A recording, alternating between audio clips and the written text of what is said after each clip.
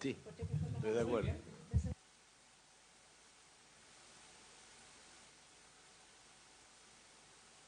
Suspendió. En nombre de Dios y la patria se abre la sesión. Muy buenos días a todos. ¿Cuenta, secretaria? Presidente, sí, se recibió una excusa del señor ministro de Economía, quien señala que no le resulta posible asistir a la sesión del día de hoy, pero que sin perjuicio de ello asiste al punto 1 de la tabla el superintendente de Insolvencia y Reemprendimiento, señor Hugo Sánchez. ¿Y está ahí? A ver, tenemos nosotros hoy día dos proyectos que en su tiempo. Uno es el proyecto de ley que moderniza los procedimientos concursales, contempló la ley 20.720, crea nuevos procedimientos para micro y pequeñas empresas, y posteriormente tenemos el proyecto de ley que crea un sistema de tratamiento automatizado de infracciones del tránsito, modifica la ley 18.287 y 18.290, proyecto. O sea, el primer proyecto pedimos ayer un plazo de indicaciones especial que venció a petición del Ejecutivo para involucrar una indicación que es bien relevante para la tramitación del proyecto. Entonces, la idea es tratar de hoy día de avanzar o despachar si se pudiera. No sé si falta indicación en el segundo, ambos temas. Senador García. Presidente, previamente yo quería plantear un tema y agradeciendo que esté con nosotros la subsecretaria de la Presidencia. Es que yo quiero recordar que junto al senador Kass, cuando vimos FOGAPE 2, parece, FOGAPE 2, ¿no? Le pedimos a la subsecretaria de Hacienda que se enviara al Congreso un proyecto de ley para eximir del pago de contribuciones a aquellas víctimas de la violencia rural, particularmente en la Araucanía, pero también en la región del Biobío, la región de los ríos probablemente, de personas que tienen los predios tomados y que no pueden ingresar y no pueden trabajar. Bueno, el fin de semana pasado le quemaron la siembra a una de estas personas, a Marita Gutiérrez, y se quedan de brazos cruzados realmente. Y el compromiso era de que ese proyecto iba a ingresar antes del 31 de diciembre.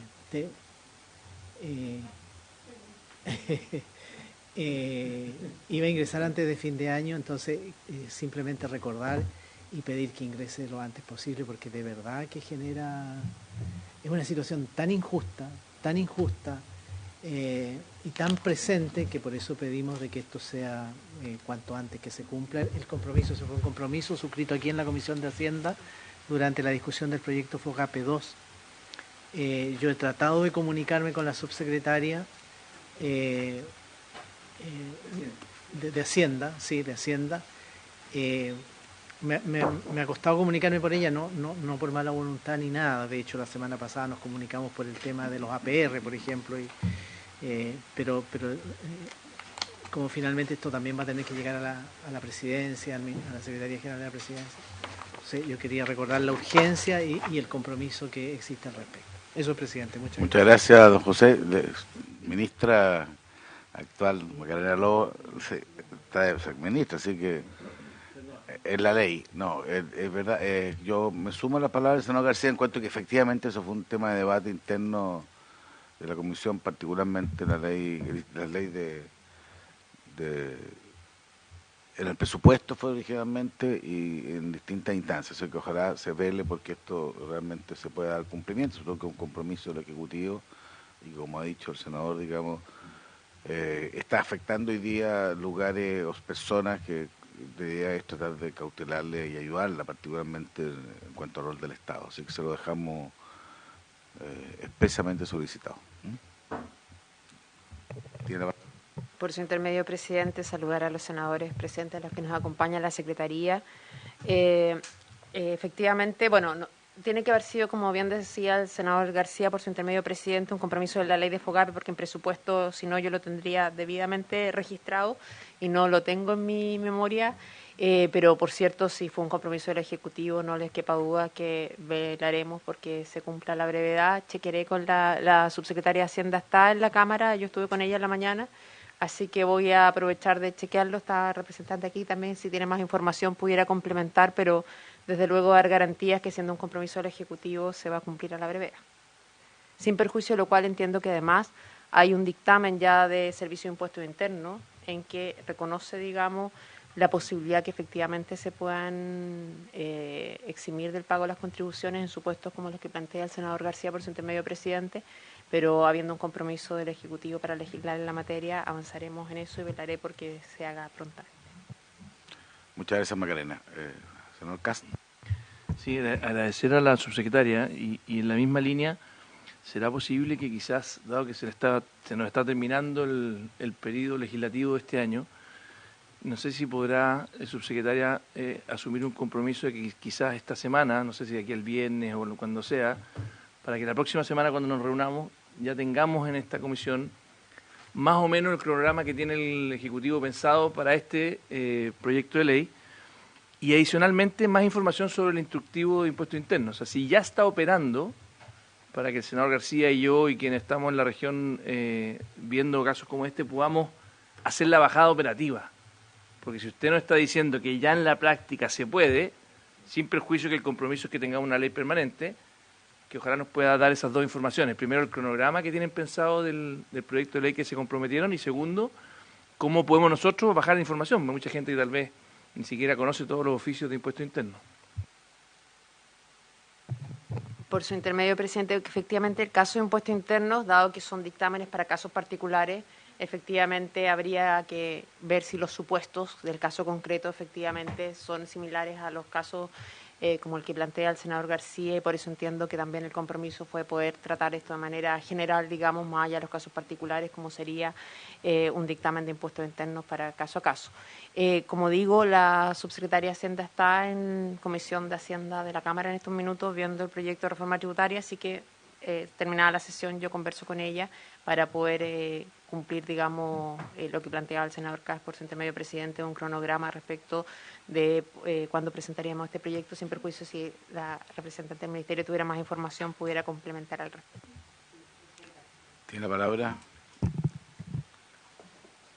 Buenos días a todos y todas. Por su intermedio, señor presidente, les quisiera comentar que respecto del compromiso que se tomó durante la tramitación del FOGAPE Chile Apoya, respecto a ofrecer una solución a las personas que tienen sus predios tomados respecto del pago de contribuciones, se ha trabajado con Hacienda. Efectivamente, tal como señalaba la subsecretaria, la normativa de contribuciones ya establece en su artículo 10 la posibilidad de que el Servicio de Impuestos Internos por resolución pueda excusar o, digamos, eximir del pago de contribuciones y, por lo tanto, estamos a la espera de, en los próximos días, de que se dicte esta resolución para poder dar una solución concreta acerca de cómo se va a operativizar esta solución. Sin perjuicio de lo que he señalado, quisiera cerrar diciendo que el compromiso lo tenemos muy presente y hemos estado trabajando para atender la solicitud. Ya, muchas gracias. Queda claro entonces el compromiso de doña Virginia Rivas, que es la coordinadora legislativa del Ministerio de Economía, Fomento y Reconstrucción, avalada por la ministra de sorpresa en cuanto a que este es un proyecto que es no solamente de interés, sino que está en teoría avanzando y queda constancia en el acta, entonces para pedirle lo más pronto posible, digamos, que se verifique, que dé luz, que dé a luz. Senador Cast. Gracias, presidente. Muy breve, que creo que las noticias que nos da Virginia por su intermedio son aún mejores, por lo que yo entendí. Quiero verificar si las noticias son aún mejores. Y que yo, si entendí lo correcto, presidente, estaría diciendo que están a la espera de la resolución de impuestos internos de que sea efectiva. Y por lo tanto, yo lo que entiendo es que una vez que eso ocurra, que me gustaría si Virginia nos puede decir más o menos cuánto plazo ocurre, con el senador García y otros representantes de la región podríamos establecer quizás una mesa de trabajo, de hecho desde ya, para que las personas que eventualmente están sufriendo esta condición, apenas esa resolución esté vigente, podamos hacerla efectiva. sin tener que esperar un eventual proyecto de ley. ¿Estoy entendiendo lo correcto, Virginia? Sí, efectivamente, senador, no se requiere un proyecto de ley para eximir de las contribuciones.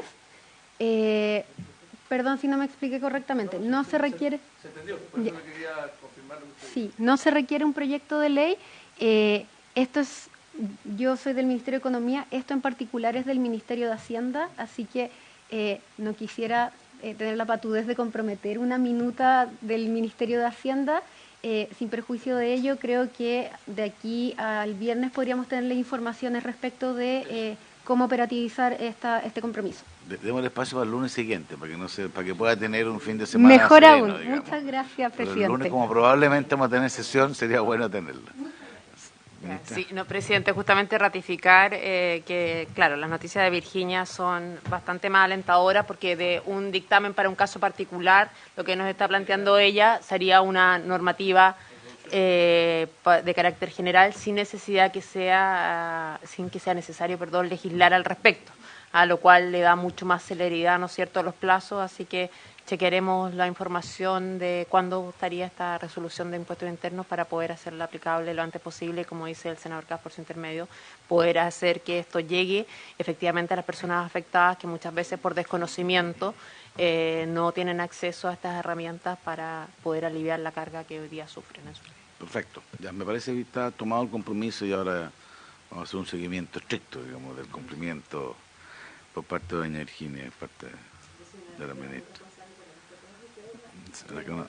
Vamos a declarar la absolución de posiciones, de lo contrario, digamos. Muchas gracias. Ya, entramos entonces dentro del primero de los proyectos, secretaria. Tal como lo expliqué al inicio, digamos, el primer proyecto tiene que ver con que es un proyecto, voy a hacer un pequeño preámbulo, bien que tuvo muchos años en economía, digamos, y después también está en Hacienda, y se produjo un debate bien interesante respecto de responsabilidades de personas profesionales vinculados a la quiebra. Ahí se produjo una discusión, digámoslo de esa manera, y ayer el gobierno ingresó una indicación, digamos, que la que tendríamos que hacernos cargo, que trata de justamente el tema más controvertido, llevarla a otra norma legal que se está estudiando. Entonces sería bueno que ustedes pudieran explicarlo y partamos, secretaria, por esa indicación. Sí, usted haría una presentación, ya. Entonces, de un punto de vista procedimental, digamos, partiríamos con la indicación del gobierno. Para ese efecto le ofrezco la palabra a usted, Macarena. Ya. Por su intermedio, presidente, un contexto muy pequeño para que pueda profundizar después el superintendente. Esto en el marco de un debate que se dio con este proyecto de procedimientos concursales, que es muy importante, sobre todo para el tema de las pymes, y que nos interesa como Ejecutivo que pueda tener una sea ley prontamente. Surgió varios temas con los temas penales vinculados, ¿no es cierto?, a las modificaciones que este artículo hacía al Código Penal, básicamente el artículo 464, 465 del Código Penal, y se tomó la resolución de salida de que, dado que en la Comisión de Constitución se está debatiendo el proyecto de ley de responsabilidad de las empresas, se pudiera abordar todos los temas sustantivos penales en ese proyecto y sacarlos de acá justamente para evitar que haya lo que ha ocurrido en otros proyectos de ley que ustedes tuvieron que ver, por ejemplo, la explotación sexual de niños y niñas y adolescentes, que tuvimos que presentar un veto por la falta de armonización al estar tramitando dos proyectos en paralelo que abordan la misma materia. Entonces, la solución es sacar todos los temas penales sustantivos de este proyecto de ley y que eso se trate en el proyecto que está hoy día tramitándose en segundo trámite constitucional de la Comisión de Constitución y poder avanzar prontamente para dar un alivio especialmente, ¿no es cierto?, a las pequeñas empresas que esperan con bastante tiempo ya que este proyecto pueda ver la luz. Eso, presidente. Perfecto. Muchas gracias, Macarena. Y le ofrezco la palabra al superintendente para la explicación de esta primera indicación que tenemos que abordar. Tiene la palabra.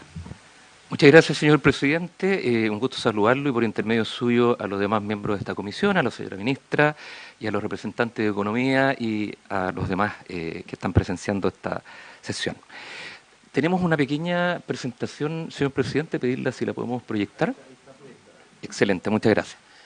Si vamos entonces con la siguiente. La idea, señor presidente, con este contexto, es una presentación muy breve, poder dar contexto a este proyecto de ley.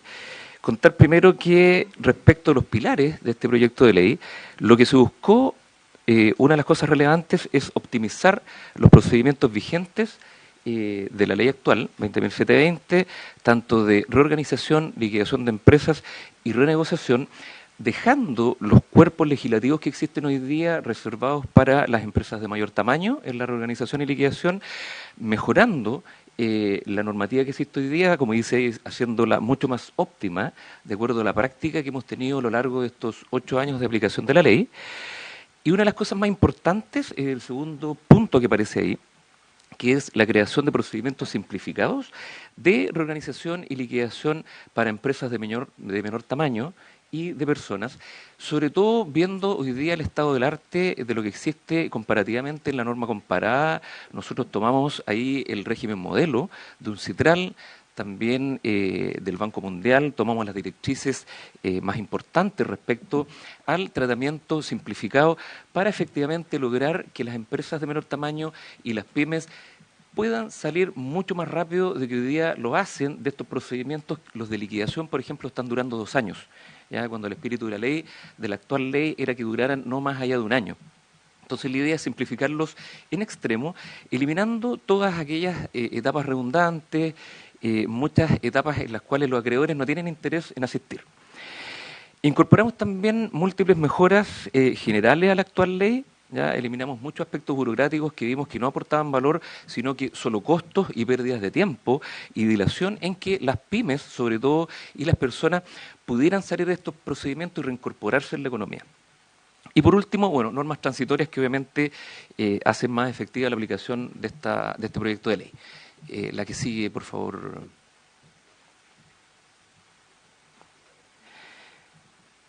Y acá lo que tenemos es las indicaciones más relevantes que tienen relación con competencia de esta Comisión de Hacienda. En el número 14, letra B, que modifica el artículo 40 de la actual ley en su último inciso, lo que buscamos es dar claridad a la norma, porque hoy día entre el inciso segundo y el último inciso se generaba una disyuntiva, un área gris, en las cuales los liquidadores no sabían si pagarse con 30 UFs, pagarse con el saldo o íntegramente con la venta de los bienes. Entonces, lo que nosotros les estamos diciendo con esta modificación es que si existe de la masa bienes para poder pagarse los honorarios, que lo haga. Y si los bienes son escasos para pagar la totalidad de honorarios, es la superintendencia la que va a pagar el saldo. No como se estaba haciendo ahora, que era pagar la totalidad. ¿Ya? Entonces hemos hecho un análisis ahí económico y la verdad creemos que con esto vamos también a resguardar el erario fiscal. Deme un segundo. Sí. Como no son muchas, tratemos de hacer las preguntas al tiro para ir resolviendo al final. Yo a mí me pidieron una audiencia varios de los síndicos, no, ¿cómo se llaman ahora, digamos? Liquidadores. Liquidadores, digamos. Haciéndome presente, digamos, que se lo voy a transmitir, digamos, con transparencia, digamos, que podrían ser, como hoy día se supone que esto va a haber más lógicas de reemprendimiento y por tanto esto va a ser una figura más utilizada y me parece que viene, y eso está completamente dentro de la regla. Esas 30 UF podrían ser muy insuficientes. ¿Ustedes han evaluado ese tema, digamos, porque cuántas liquidaciones se están produciendo hoy día, más o menos? Si usted me pudiera hacer y hacerse cargo, por lo menos, de la consulta que me la plantearon, digamos. Sí, señor presidente. Hoy día, en pandemia, hemos tenido una disminución de la cantidad de casos. Han bajado de 3.500 liquidaciones de personas en el año a más o menos unas 1.800, la mitad. Y en cuanto a empresas también hemos tenido una caída del 40% a menos de 1.000. Los últimos meses, ¿hay un cambio ahí o se mantiene esa cifra más o menos? Se mantiene, señor presidente, la contracción, efectivamente. Y haciéndonos cargo de su pregunta, señor presidente, justamente lo que nosotros buscamos a través de los procedimientos simplificados es que los procedimientos que hoy día duran 2 años y que tienen muchas etapas y muchos gastos que tiene que pagar de la masa, el liquidador, gastos de administración, sus honorarios, hoy día esos gastos van a quedar liberados, ¿ya? Porque van a haber mucho menos audiencias, casi no van a haber audiencias, la incautación va a ser telemática, la venta de los bienes también. Entonces, los costos que hoy día tenían de trasladarse regiones, de pernoctar, de comer, etcétera, de resguardar los bienes también, que hoy día va a tener como depositario la persona deudora, esos gastos se van a liberar. ¿ya? Entonces va a quedar mucho más parte de esa masa de esos bienes que se venden para pagar honorario. Para hacerme cargo al tiro de la respuesta. La respuesta suya es que no hay que hacer un cálculo de los actuales costos de liquidaciones, porque eso están bajo una norma que hacía más costoso, más gravoso, digamos, el hacerse cargo de esas liquidaciones. Que esto, teniendo un sistema distinto, debería ser suficiente esa 30 UF. Lo hago presente porque si después tenemos alguna inquietud, vamos a tener que pedirle a usted de nuevo que nos oriente. Ojalá que sea así, digamos, pero que es me parece bien una línea de respuesta, pero esa era la inquietud que tenían, digamos, respecto de cómo, suponiendo que esto ya, claro, la pandemia ya va a dejar o creo que ya a esta altura no estamos en alerta sanitaria. Entonces, es otro escenario la respuesta suya y por tanto hay que hacerse cargo de esa nueva realidad que supondría menos costo y por tanto no habría mayor inconveniente en esta cantidad. Señor Núñez. Sí, no, es para profundizar en la lógica, saludar al superintendente, a quienes lo acompañan, para entender la lógica. Generalmente los proyectos de ley que nos presentan acá van en la lógica inversa. Menor costo para el Estado y buscar otras fuentes de financiamiento. Entonces lo que me gustaría entender es si va a ser expedito este sistema de que le paguen con cargo, digamos, pago menor a 30 UF, entiendo, con cargo al presupuesto de la superintendencia, o no va a haber un tope que no tenga recursos, que se acabaron los recursos, que se calcularon males. ¿Y por qué, digamos, tiene que ser con cargo al fisco y no a los bienes, en este caso, de la empresa en quiebra, digamos? En todo caso, entiendo que cuando se acaban los bienes, digamos, ese es el principio, digamos. Sí, responder al senador por intermedio suyo, señor presidente. Efectivamente, el pago de estos honorarios solo ocurre cuando los bienes son escasos o no existen bienes. ¿Ya? ¿Qué pasaría? Ningún liquidador estaría dispuesto a hacerse cargo de estos procedimientos si nadie pagara. Hoy día la masa de la venta de los bienes solo alcanza para pagar gastos administrativos, ¿ya? De mantención de esos bienes, de traslado, de venta en los remates, etcétera. Bienes escasos estamos hablando de más o menos 300.000 pesos. Que se vende un televisor, un refrigerador, un notebook. Eso es lo que habitualmente tienen las personas en promedio, más del 80% de las personas que se acogen a la liquidación. Sí, frente a deudas de, en promedio, 29-30 millones, los pasivos que hoy día presentan en promedio. Mayoritariamente los que se presentan a la liquidación sin bienes son personas.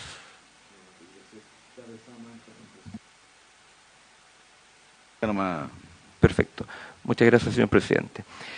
Ahí en el número 56, en la letra A, en el artículo 169, lo que habla este artículo es de que efectivamente los deudores, tanto empresas como personas, tienen la obligación de colaboración, ¿ya? Pero el artículo actual no estipulaba ningún tipo de sanción, por lo tanto la hacía bastante estéril respecto de su aplicación.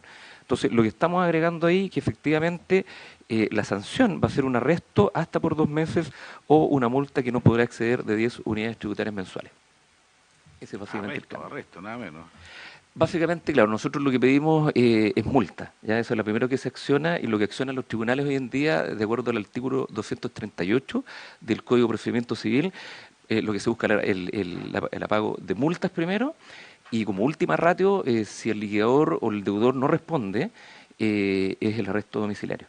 Y eso, hay un fundamento de que eso lo decreta el juez, digamos, en este caso. Efectivamente. O sea, usted, por ejemplo, alguien dice, mire, el deudor le estoy solicitando información respecto, no sé, de esta máquina que es la única que tiene, digamos, cuáles son las características, no quiere, estoy poniéndome un ejemplo, digamos, y usted dice, si no quiere dar respuesta alguna, usted recurre al juez, y el juez dígale, mire, tiene que colaborar o si no, tiene multa o arresto. Esa es un poquito la filosofía.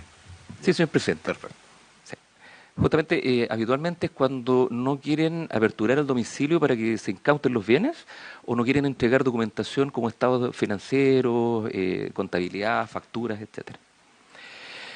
El tercero, continuando, señor presidente, el número 66, letra C, numeral 3, en el artículo 60, ya para situarnos, estamos en el cuerpo legal que tiene que ver con la renegociación de la persona deudora, ¿ya? Y lo que estamos haciendo acá es precisar ciertos ciertos créditos tutelados, ¿ya? Porque efectivamente tutelan un bien jurídico protegido que es muy importante, como por ejemplo los créditos alimentarios del menor, ¿ya? O la compensación de él o la cónyuge.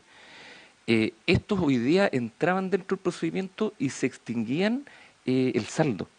Entonces, lo que estamos permitiendo es la renegociación que entren solo para efecto de determinar la carga financiera de la persona deudora para efectos de cuando se determine un acuerdo de renegociación, la nueva carga financiera contemple estas deudas.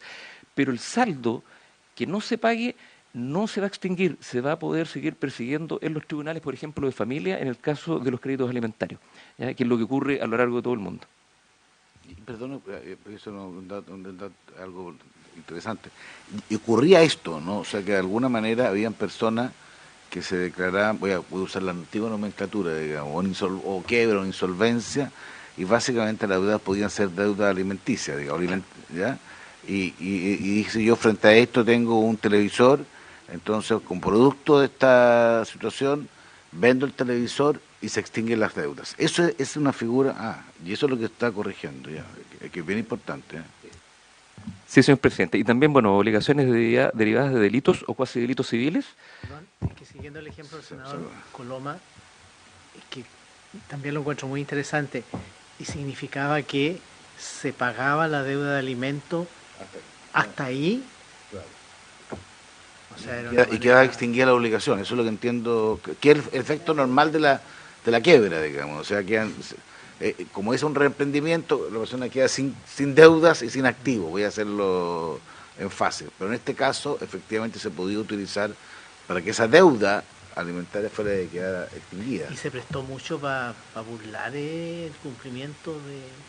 Sí, eso que está diciendo, que había casos. Habían casos, sí, no muchos, pero habían casos en los cuales ingresaban y en el proceso de renegociación no había acuerdo, pasaban a ejecución, se vendían los bienes, se cubría, por ejemplo, un 5 o 10% de esta deuda alimentaria y el 95% restante se extinguía. Entonces, obviamente, el hijo alimentario ahí quedaba sin esa protección. Sí. Interesante, es una cosa que... Sí.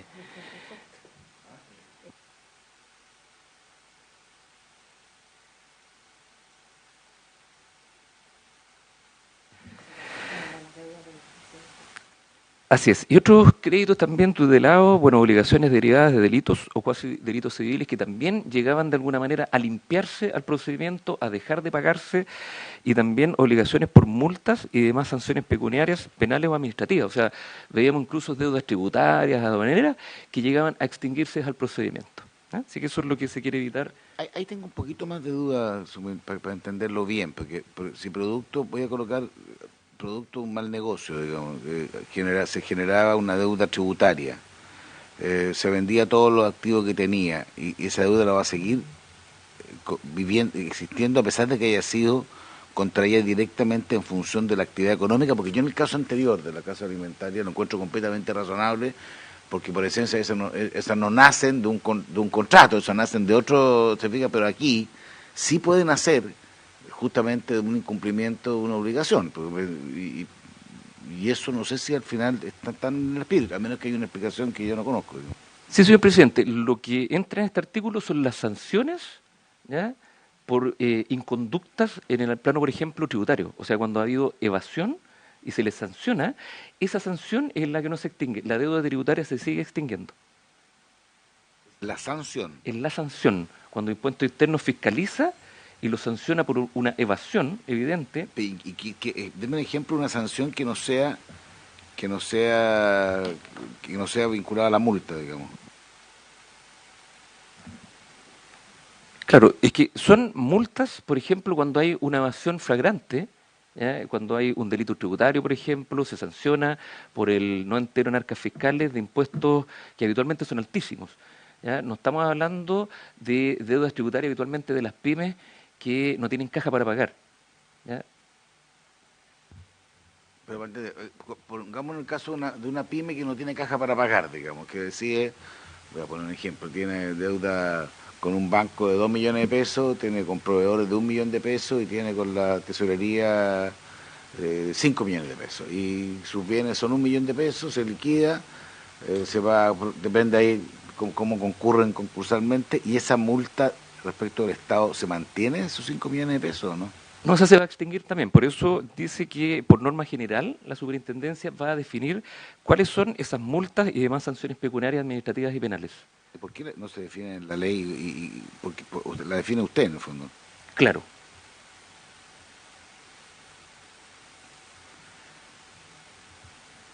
Eso me hizo un poco de ruido, ¿no? Porque usted, ¿quién más definía la ley, digamos, la naturaleza o el espíritu? No sé si... O dejemos para la discusión ese punto, ¿sí? En el número 74, letra D, en el artículo 267, existe una modificación, también todavía estamos en el procedimiento de renegociación de la persona deudora.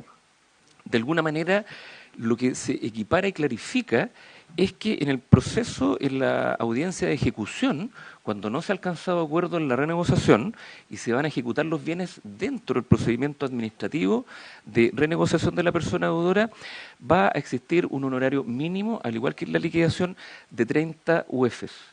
La diferencia es que acá el plan de reembolso, que es un nuevo mecanismo que estamos integrando a la renegociación de la persona deudora, que consiste en que la persona deudora, si está de acuerdo, va a poder pagar al acreedor, ingresar a esta masa de la venta de bienes para que crezca parte de sus ingresos con un tope de 30% máximo, podría ser un 15, un 10, lo que esté dispuesto la persona, hasta un máximo de 6 meses.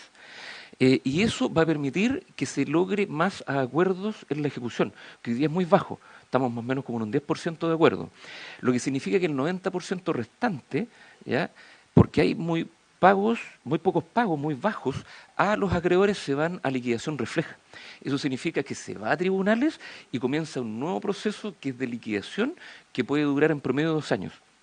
Entonces, lo que estamos haciendo acá es que los honorarios, estamos aclarando, igual que en la liquidación, que va a haber un tope de 30 UFs, que los va a pagar la superintendencia, pero que no va a estar contemplado dentro de esos ingresos para el cálculo de esos honorarios, este plan de reembolso que coloca a disposición la persona deudora para poder hacer repartos a los acreedores. De manera que sí haya una buena disposición de los acreedores a votar a favor de este acuerdo de ejecución y que no se vaya a liquidación. Segundo, en esta matriz, el artículo 7º transitorio, ya es una norma de gestión presupuestaria que básicamente lo que permite es crear, suprimir, modificar asignaciones, ítems, glosas, subtítulos, para poder integrar los costos y los gastos que va a tener echar a andar este proyecto de ley dentro de la norma, ¿cierto?, de la ley presupuestaria de la superintendencia. Y el artículo 8º transitorio, lo que dice es que el mayor gasto que represente la aplicación de esta ley el primer año va a ser de cargo presupuestario del Ministerio de Economía y los años consecutivos, obviamente, de la ley de presupuesto respectiva. Y lo que podemos ver en la próxima slide. ¿En la próxima? Sí. No hay próxima, aquí tenemos un... Hay próxima, sí, hay próxima. Ya, ahí lo que estamos contemplando, los costos asociados al proyecto de ley, que serían básicamente 12 profesionales con todo lo que eso conlleva. En el subtítulo 21, gastos en personal, básicamente son equipamiento físico, también capacitación. El primer año para estas 12 personas serían 234 millones y los años siguientes también. En cuanto a bienes y servicios de consumo, 27 millones, perdón, en gasto en personal, me equivoqué, 21 es la contratación, las remuneraciones de esas personas. Bienes y servicios de consumo sí son los bienes que habilitan que esta persona pueda trabajar en un puesto de trabajo, que se capacite. Por eso intensivamente es mayormente el primer año, 27 millones y medio, luego 4 millones y medio. Y finalmente, en el subtítulo 29, la adquisición de activos no financieros son básicamente notebooks para teletrabajar o computadores si van a tener trabajo presencial. Y las licencias que esto conlleva, el primer año 15.300.000 y en adelante no van a haber más gastos porque el gasto de la licencia está contemplado en los paquetes que ya adquirimos, que son básicamente para 250 personas. Por lo tanto, un gasto proyecto de 277 millones el primer año baja los años restantes a 238 millones. Y en la siguiente slide podemos ver ahí en qué va a estar focalizado esta nueva personal que vamos a tener. 5 personas en renegociación, porque básicamente una de las indicaciones del proyecto de ley es personas que hoy día son consideradas empresas porque emiten boletas de honorario, de acuerdo al artículo 42, número 2 de la Ley de la Renta, van a dejar de ser consideradas empresas y van a ser consideradas personas, y por lo tanto van a poder renegociar como personas deudoras o liquidarse en tribunales como personas. Hoy día lo hacen como empresas, ya con procedimientos mucho más engorrosos, más costosos. Vamos a tener también en plataformas... ¿Eso nace de esta ley misma? Esta misma ley. Ya, Sí. en otro articulado. Y en otro artículo. Es lo que se permite hacer, digamos. Sí. Esto que por ley. Okay. Sí. Vamos a contemplar también, de acuerdo a la modificación de los procedimientos concursales, con estos nuevos procedimientos de liquidación, en la plataforma de atención, 2 personas más, ya para poder orientar, asistir a las nuevas personas en estos nuevos procedimientos simplificados y a las empresas también. Y vamos a tener 2 personas en la unidad de entes fiscalizados, que son básicamente funcionarios que se dedican al proceso de nominación de liquidador, de veedor, y como vamos a tener mayor cantidad de procedimientos, de acuerdo a estos nuevos procedimientos simplificados, vamos a necesitar también 2 personas adicionales. Y finalmente, en el equipo de fiscalización, 3 personas para fiscalizar también este aumento que nosotros queremos significativo de procedimientos simplificados de personas y empresas, lo que da un total de una dotación nueva de 12 personas. Y finalmente, referirme a lo que ya la ministra comentó en un principio, respecto a los delitos concursales. Esto se venía ya conversando en una mesa de trabajo con SECPRES, con el Ministerio de Justicia, respecto al proyecto de ley de delitos económicos, y la idea es sacar efectivamente todos los delitos concursales de nuestro proyecto de ley que tenían una discusión de fondo, dejarlos para discutirlos con nuestra participación como superintendencia, como expertos en el tema, y dejar solamente en este proyecto de ley aquellos artículos que introducen en los artículos penales del 463 al 466 la existencia de estos nuevos procedimientos simplificados de liquidación y reorganización. Ya, esto en el fondo lo que habíamos conversado al inicio, digamos, que esto es una forma de dar curso al proyecto y estos temas específicos, tratarlo en la ley que está estudiándose precisamente a este efecto, digamos, respecto a todo el tema penal. Así es. Eso es básicamente. Ok, muchas gracias por la completa explicación. Secretaria, yo creo que es la hora de votar, a menos que haya alguna consulta técnica. Sí, eso no sí. Sí, muy breve, ¿el personal es para la superintendencia? Efectivamente, señor senador, para la superintendencia, básicamente acá en Santiago y algunos en regiones. Que como aparecen comprometidos recursos del Ministerio de Economía, porque entiendo que la superintendencia tiene su propio presupuesto, ¿verdad? Sí, señor senador. Gracias. Senador Núñez. Sí, no, sí, ya que surgió el tema, si me puede detallar el superintendente cómo es la relación con las regiones, porque nosotros hemos tenido experiencias de trabajo en la superintendencia y claro, no es la misma situación, digamos, que el equipo que está en Santiago. Entonces, ¿cómo va a ser esa distribución que usted señala? Digamos, recuerdo particularmente la situación en la región de Coquimbo. Me gustaría que eso quedara claro ya que hay un momento personal. Ok, tiene la palabra. Sí. Gracias, señor presidente, por intermedio suyo responder al senador. Lo que nosotros tenemos a partir de esta nueva ley, ya de la ley que existe hoy día, digamos, que lleva 8 años, tenemos representaciones regionales que son bastante pequeñas, ¿ya? Entre 1 y 3 personas, dependiendo del tamaño de la región. Las regiones más grandes, las del Biobío, la de Valparaíso, tienen 3 personas, las más pequeñas, Arica, las últimas regiones del sur, 1 persona. Entonces, lo que hacen básicamente las regiones es llevar adelante el proceso de renegociación, ya porque es un proceso administrativo que administramos nosotros como superintendencia, responder dudas y también fiscalizar, ¿ya? Y también capacitar. Entonces hacen múltiples tareas, es un equipo muy pequeño, multidisciplinario, un abogado, un contador, un administrativo, y lo que nosotros hacemos es un fuerte apoyo desde la Dirección Nacional. Por eso nosotros, y ahí tuvimos una experiencia con el senador cuando era diputado, ¿cierto?, en un caso de una minera, nosotros también tenemos la posibilidad de trasladar, y hoy día que tenemos videoconferencias, ¿cierto?, generar y potenciar los equipos de regiones trabajando con nuestros equipos centrales, ¿ya? Nosotros tenemos 36 personas en regiones y las restantes 130 personas, un poco menos, están en Santiago. ¿Ya? Eso básicamente porque mayoritariamente los procedimientos de liquidación y renegociación ocurren en Santiago. Entonces, esa es la relación, señor senador. Yo entiendo en todo caso, siguiendo la consulta, digamos que el procedimiento, como hay muchas más cosas vinculado a online debería ser mejor también en esa capacidad de disposición. Por ejemplo, lo que son las enajenaciones o lo que son las liquidaciones. Yo comparto la inquietud, porque al final, claro, uno dice que tenemos un mega, no es mucha gente que tiene la superintendencia, pero está en una concentración bien grande. Entonces yo creo que entendí que esto ayudaba justamente a generar procedimientos que se pudieran hacer desde cualquier lugar de Chile, digamos, porque tiene que ver con básicamente la parte de liquidaciones, que es la más enredada, según yo alcancé a dedicarme algo a la profesión, y que es la más compleja de todas. Eso es lo que le dan bastante más libertad y bastante más ductilidad a ese tipo de enajenación, eso es lo que entiendo, ¿no? Sí, así señor presidente, y también complementar mi respuesta al señor senador, que nosotros tenemos un robot que monitorea todos los casos de connotación regional y nacional.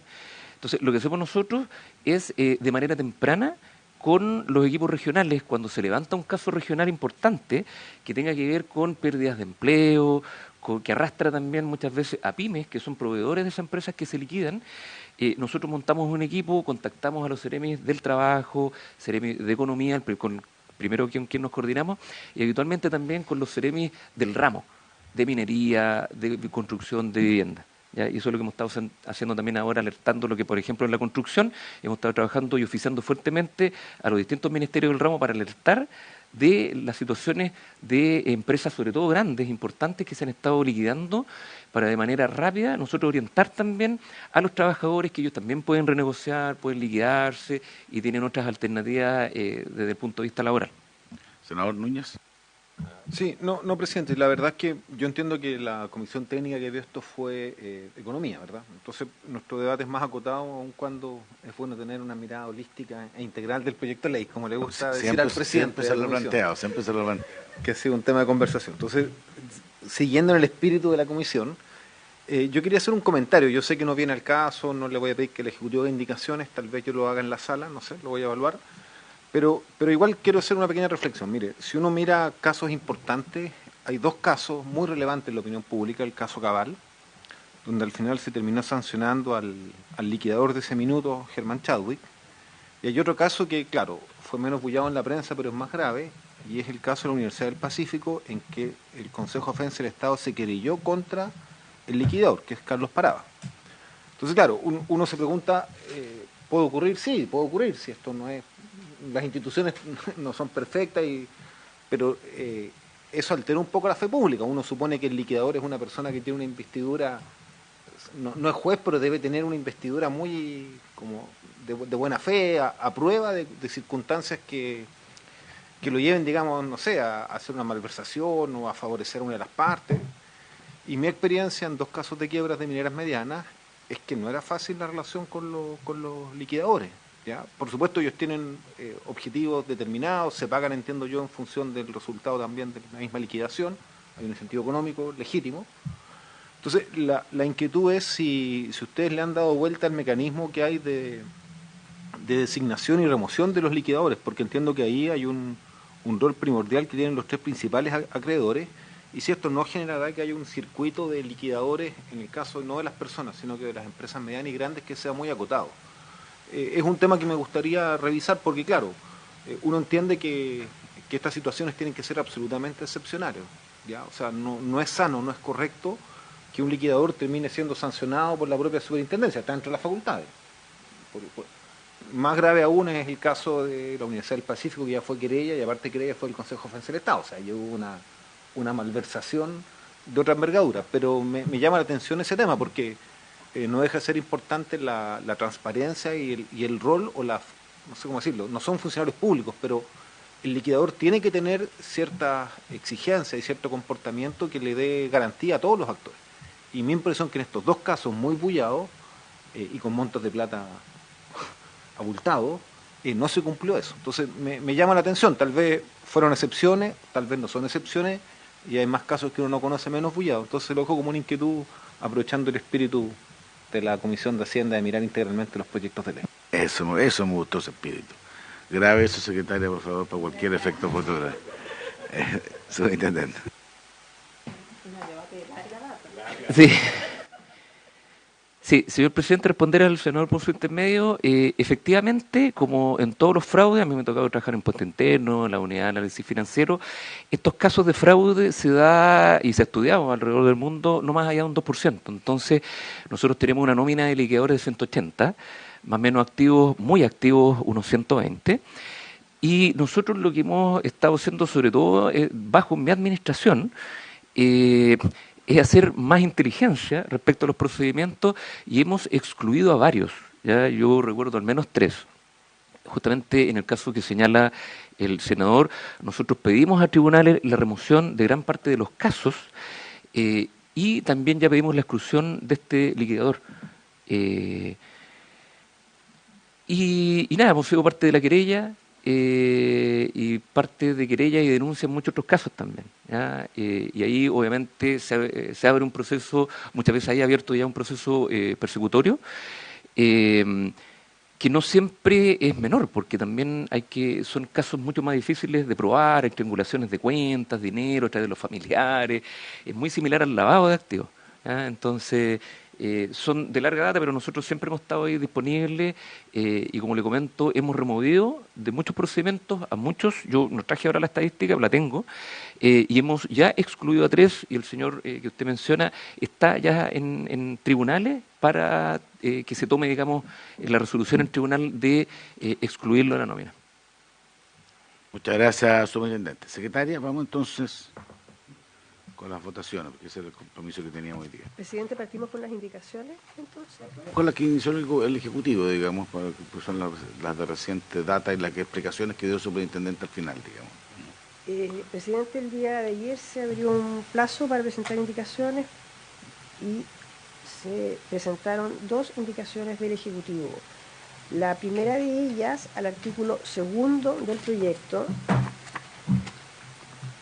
y esto está en las páginas 296 y 300 del comparado. La primera elimina los numerales 7, 9 y 10 del artículo 2, que modifica el Código Penal. Esto es lo que explicó la ministra y el superintendente en cuanto a que estas normas de carácter penal pasaron a ser a la ley que se está estudiando en esa materia y fijar un criterio común respecto a la responsabilidad de los profesionales que actúan vinculados a determinadas quiebras. Eso también lo que nos plantea la asesora del Ministerio. Estuvimos revisándolo, que efectivamente están coincidiendo los números, digamos, y me parece que ayuda mucho a resolver este proyecto y además ordena muy que las responsabilidades penales estén todas en un cuerpo legal y que no tenga uno que revisar según el tipo de institución la responsabilidad respecto a los profesionales. En votación, presidente. El señor presidente somete a votación la indicación para eliminar los numerales 7, 9 y 10 del artículo 2. Senador Núñez. A favor. Senador García. A favor. Presidente. A favor. Queda entonces aprobada la indicación. Enseguida, el Ejecutivo también presentó indicación para eliminar el número 3 del artículo 6 transitorio. El artículo 6 transitorio está en la página 305 del comparado. Señala que en las quiebras, convenios y cesiones de bienes iniciados bajo la vigencia de las disposiciones contenidas en el libro 4 del Código de Comercio y que se encontraban en tramitación al momento de la entrada en vigencia de la Ley 20.720, se sobreseerá también definitivamente, aun cuando las deudas no se hubieran alcanzado a cubrir con el producto de la realización de los bienes de la quiebra, siempre que concurran los siguientes requisitos que enumera en 3 numerales. Y la indicación lo que hace es suprimir el numeral 3, que señala que tratándose del delito contemplado en el artículo 466 del Código Penal, se haya dictado sobreseimiento definitivo o sentencia absolutoria, y para el caso que haya sido condenado el deudor, que se acredite el cumplimiento de la pena. Está vinculado al proceso anterior, digamos, justamente lo que habíamos votado. No sé si tiene algún comentario, ministra. Sí, por su intermedio, presidente, una norma de armonización, habida cuenta de que no se están modificando los tipos penales por la norma, digamos, permanente, se elimina, por tanto, la norma transitoria que permitía hacer esta adecuación, digamos, de los procedimientos. Perfecto. Si le parece por la misma votación, digamos, porque es la consecuencia directa de la supresión anterior. Queda entonces aprobada la supresión del numeral 3. Presidente, además la Comisión tiene que pronunciarse respecto de 6 disposiciones que son las normas de competencia. Son disposiciones que el superintendente describió en su presentación una por una. No sé si quiere que además de eso se lean, pero él las fue enumerando y analizando.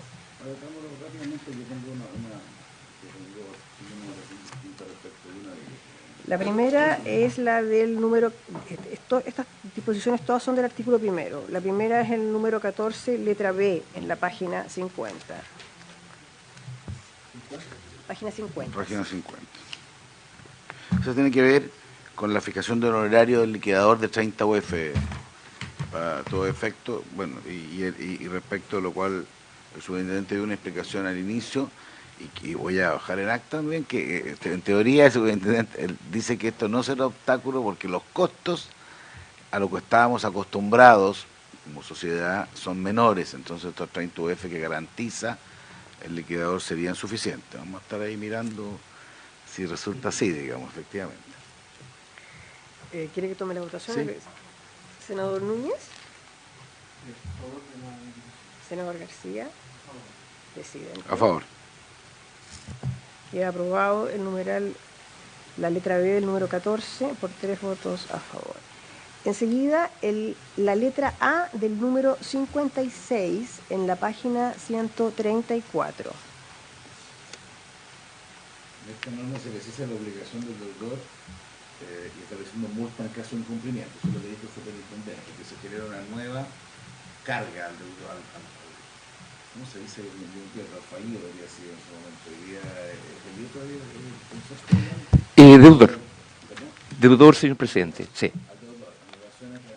No tenía obligaciones, una vez, digamos, presentado los antecedentes, ahora ustedes dicen que puede tener obligaciones puede tener obligaciones, y si no las cumple el juez, porque no es que sea el superintendente el que la fija, es requerido por el superintendente, se le puede fijar una multa o un arresto hasta que se haga cargo de las preguntas que pueda hacer el liquidador. Eso es así, ¿cierto? Sí, señor presidente, justamente si no está dispuesto a colaborar, la ley actual no establecía una sanción clara. Entonces el juez podía determinar cualquiera. Hoy día habitualmente están yendo al 238 del Código de Procedimiento Civil, que era arresto o multa. Entonces nosotros lo estamos dejando de manera clara y específica en el texto nuevo. Si quiere lo podríamos dar por aprobado. Los mismos términos, con los 3 votos. Luego la letra C del numeral 3 del número 66 en la página 153. Ya, yo aquí tengo un planteamiento. Yo entiendo, comparto plenamente el tema de los alimentos, que queden vigentes, más allá de la declaración final de la organización. Entiendo de aquello que nazca de delitos o cuasi delitos, pero no entiendo bien lo que tiene que ver con obligaciones por multa o sanciones pecuniarias, porque muchas veces esos, particularmente, son la causa de las voy a usar la nomenclatura anterior, de las quiebras, como tengo que decirlo ahora, de las insolvencias. Ya.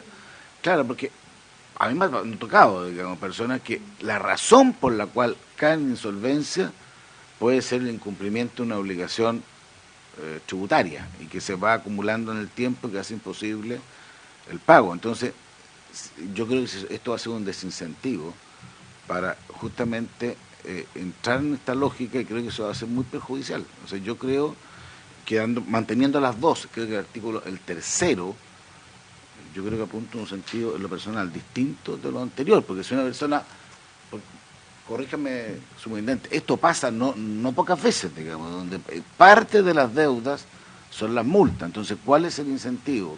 O qué es lo que ocurre con una persona que entrega todos sus bienes, voy a colocarme en situación, para pagar a sus acreedores, pagan porcentaje adecuado y le subsisten las deudas que puede tener por distintas razones, digamos, porque no pagó, no sé, cualquier cosa, que entonces no va a haber opción de reemprender. Esa persona va a quedar con esa, voy a decir una palabra, que una especie de mochila permanente, y aquí la idea es que se reemprenda. Yo por lo menos voy a votar en contra Luego de votación separada de ese número 3, porque me parece que eso no se condice. Por último, yo podría entender, no sé si la superintendencia, esa norma de carácter especial, no sé si tiene que ver con la multa que puede haber por la colaboración o tiene otro tipo de fundamento eso. Sí, efectivamente no son multas ni sanciones tributarias. Son obligaciones derivadas de multas en el cumplimiento de castigos administrativos, pero no que provengan de deudas tributarias, porque efectivamente ustedes, señor presidente, tiene razón. Sí, efectivamente las pymes sobre todo lo que más arrastran es la deuda como el capital, pero además las multas tributarias. Sí. Ese es el problema de las pymes. Sí, esas van a estar contempladas. Sí, ese es el problema. Entonces, ¿qué saca uno con decirle pyme ya? Es solo para personas, sí, para personas. Porque estamos en renegociación en la etapa de ejecución. Exacto, es que el otro día me sorprendió ver que una cantidad muy grande de personas operan como pymes en la práctica.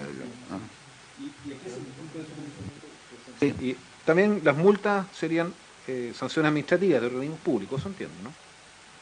Claro, efectivamente, pero por incumplimientos que no son tributarios. Correcto.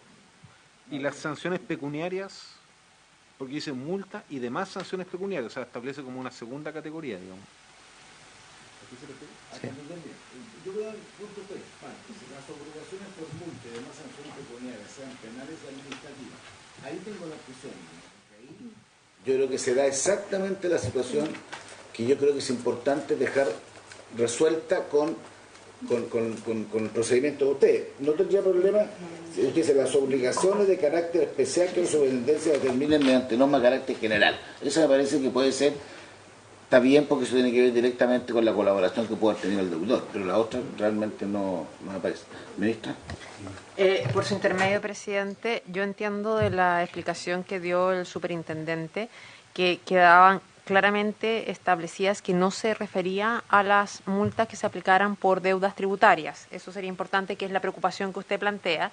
Y uno podría, efectivamente, acá hay dos tipos de multas, las multas administrativas y otras sanciones pecuniarias. Está establecido así por su intermedio, presidente, respondiendo al senador Núñez, porque no todas están calificadas con multa, aun cuando tengan, digamos, una sanción, o sea, son alternativas, no se llaman multas, pero también tienen el mismo efecto, digamos, aunque no estén denominadas multa, y por eso se establece de carácter genérico.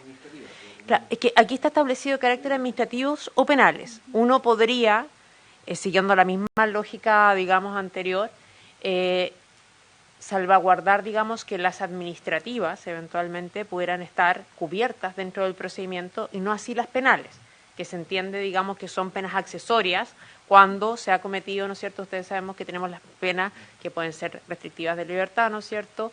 Y las penas accesorias que muchas veces son inhabilitaciones o multa y todo. Entonces uno podría dejar hacer con la veña, digamos, de la comisión, adecuar la redacción de manera tal que queden excluidas solo aquellas que tengan carácter penal y aquellas que determine la superintendencia por norma de carácter especial, y excluir las administrativas para que no quede ningún lugar a dudas que el supuesto que plantea por su intermedio el propio presidente de la comisión quede, digamos, debidamente resguardado y que efectivamente no se genere esta disociación de que, incorporándose en un procedimiento, finalmente lo que fueran las sanciones, que muchas veces las multas, ¿no es cierto?, son más que la misma deuda original tributaria, genere, digamos, esta distorsión que el procedimiento no cumple el objetivo. O sea, la cosa podría quedar, las obligaciones por multas y demás sanciones pecuniarias penales, punto. Claro. Y aquellas de carácter especial que superintendencia de ante este. Exacto. ¿Les parece esa fórmula que seguro que nos ayuda a avanzar en eso? ¿Ah? ¿Está razonable? O sea, soy razonable. Me tocó hoy día justo, ser razonable.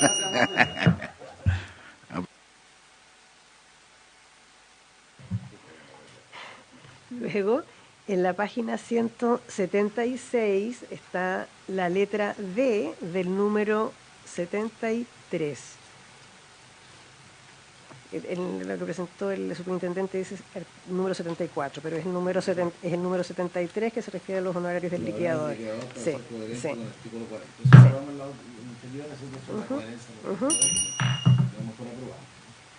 Enseguida, el artículo 7º transitorio en la página 306.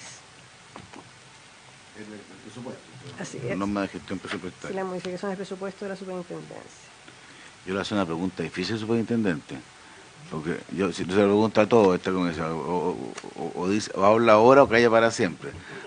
¿Usted considera que estos recursos son suficientes para cumplir con la labor que se le están asignando, cierto? Sí, yo sé con todas las restricciones que usted me plantee, pero necesito esa respuesta.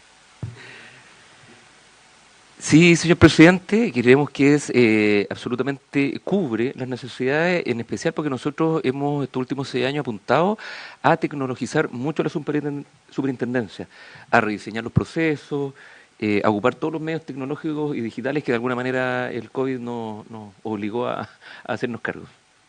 Ya, pues entonces aprobaríamos estos 2 artículos que tienen que ver directamente con lo que preguntó más el senador Núñez respecto al financiamiento de este proceso.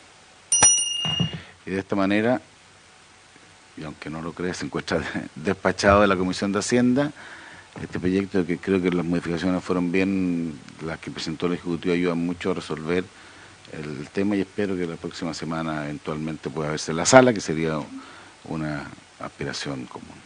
Así que muchas gracias. Muchas gracias, presidente, a todos los miembros de la comisión. Es muy importante para el Ejecutivo avanzar en la tramitación de este proyecto y esperamos que mancomunadamente logremos que esto esté en sala prontamente. Muchas gracias, muchas gracias. Pasamos ahora al segundo proyecto. Quiero pedir que se pueda ampliar el plazo hasta las 12:30. ¿Hay objeciones para ver el segundo proyecto? Sí, perdón. Bueno, puede que sea más, no sé. Ahí vemos si requerimos. Sí, se requirió. No, pero yo encuentro ya. Uno está lleno de injusticia en la vida, pero está bien.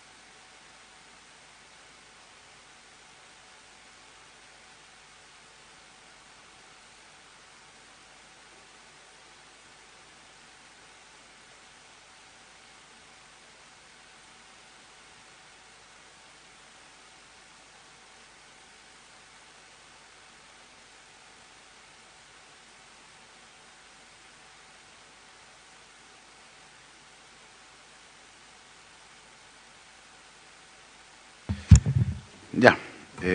Corresponde entonces a continuación hacerse cargo del segundo de los proyectos aquí diseñado. Un proyecto que entró en el año 2014 a este Congreso, que está ha pasado diversos trámites, ingresó a esta comisión en el mes de julio.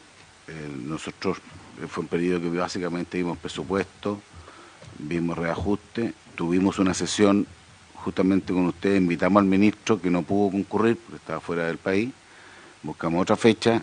Esta es la primera línea de proyectos regulares que hemos tenido después de todo este proceso de presupuesto y reajuste. Digo esto porque he visto, y yo debo confesarlo porque yo prefiero, transmitir, he visto un artículo que salió publicado en días pasados, a mi juicio de muy mala fe, el día domingo, en donde planteaba que por razones ideológicas había una razón de demora de este proyecto. Lo encuentro de las cosas más injustas que me ha pasado, más ingratas, porque yo sí creo en el periodismo y no creo en el periodismo que se hace cargo de absurdo, ni que haya sido consultado respecto de ninguna de esas cosas. O sea, yo quiero ser claro respecto, por lo menos, no sé cuál es la responsabilidad de ustedes en eso, porque no tengan ninguna, digamos, así que lo hago. No, es que lo digo también con la misma convicción, porque no tengo, pero sí que por Dios que yo en la vida, oiga, he dado la cara demasiadas veces, entonces creo que las cosas que más molesta, digamos, es cuando uno recibe ataques de una naturaleza artera y completamente injusta. Pero por eso no obsta que yo cumpla el rol que tengo, por eso le había pedido, incluso se nos estaba venciendo la hora, digamos, pedí extenderlo para ver cómo podemos avanzar en este proyecto y cuáles son las indicaciones que deberíamos votar y si se pueden votar efectivamente, que es algo bien importante, señora secretaria.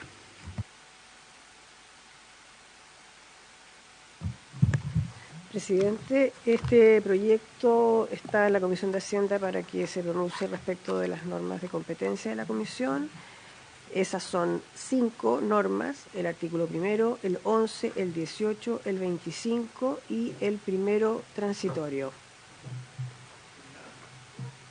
Recibimos en días pasados al subsecretario también, entiendo que el ministro tampoco puede venir en esta ocasión, ¿cierto, subsecretario? Gracias, presidente. El ministro ahora está en la sala de la Cámara en la votación de la ley de plataforma. Por eso no puedo mala suerte para que pueda venir a la comisión.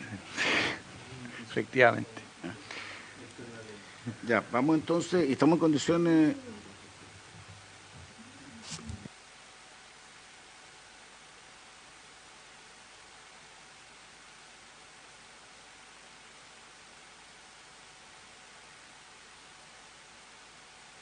A ver, la secretaria tiene una duda, quiere plantearse a la subsecretaria a usted, subsecretario, digamos, para efecto de entender. Subsecretario, disculpe, lo que sucede es que en la sesión anterior, me parece que era la asesora legislativa que concurrió acompañándolo, nos hizo presente que había otro proyecto en tramitación, el boletín 15.016-15, que se estaba tramitando en paralelo y respecto al cual se producía una duplicación de normas, y entonces eso significaba eventualmente que habría que hacer correcciones en este proyecto. No sé si eso se resolvió, si quedó en nada. Y para ser más preciso, digamos, precisamente con motivo de esa participación, ahí no pudimos resolverlo hasta que el Ministerio, digamos, estableciera bien si este proyecto se podía aprobar autosuficientemente o requería, por esta otra iniciativa que hace referencia a la Secretaría, requería de alguna adición. Recordemos que estamos en la etapa de que ya se acabaron el periodo de indicaciones. O sea, la única fórmula de hacerlo era pedir un plazo de indicaciones. La verdad es que yo no tenía ningún requerimiento del ministro para hacerlo. Le voy a dejar un ejemplo, subsecretario. El proyecto que acabamos de ver, que requería una indicación, el gobierno ayer presentó un texto de indicación, luego lo cual lo solicité la unanimidad de la sala para abrir un plazo especial, lo que se verificó y razón por la cual se pudo incorporar esa indicación, que es la única forma de hacerlo, y despacharlo. Entonces, esa fue la situación en que quedó la sesión anterior. No sé si ha habido una innovación en esa materia. Gracias, presidente. La duda que tengo es para la secretaria, si este es el artículo que tiene que ver con patente 0 días. subsecretario. Subsecretario, En la medida que la verdad es que lo ignoró. Simplemente se me advirtió por la asesora que era necesario efectuar un ajuste, coordinar los dos proyectos y que por eso incluso iban a pedir, en ese momento me dijo ella, detener un poco la tramitación de este. Entiendo que los problemas estaban en el artículo 23 y en el cuarto transitorio, que no son normas de Subsecretario, competencia. la vez que usted estaba también presente aquí, la asesora planteó que dado que se habían puesto en paralelo estos dos temas, había que resolver si se requería cambiar una norma en este proyecto para darle capacidad de respuesta al otro que estaban viendo. Y eso y por eso mismo no seguimos la tramitación a la espera de un pronunciamiento del Ejecutivo en esta materia. Entonces, estamos a la espera, digamos, de la respuesta, porque la opción A es tramitarlo tal como viene y despacharlo, lo que obviamente supone que no se incorporan indicaciones, que el momento para hacer las indicaciones, porque este es el último trámite antes de la sala. Entonces, eso es lo que no la Secretaría está planteando. Sí, efectivamente, ese es un proyecto de ley que tiene que ver con la ley de proyecto de patente de seguridad, que lo acabamos de discutir también en la Comisión de Transporte acá del Senado, y que fue aprobado también unánimemente, así que pasó en general a la sala. Nuestra estrategia es no abrir un periodo de indicaciones, sino que pedir que estos cambios se rechacen en la sala para no entorpecer la tramitación, pero también asumiendo que hay un compromiso nuestro de abordar este tema específico en otro proyecto de ley que, por su naturaleza y también por la urgencia que queremos, salga mucho más rápido y que no esté incorporado en la ley CATI.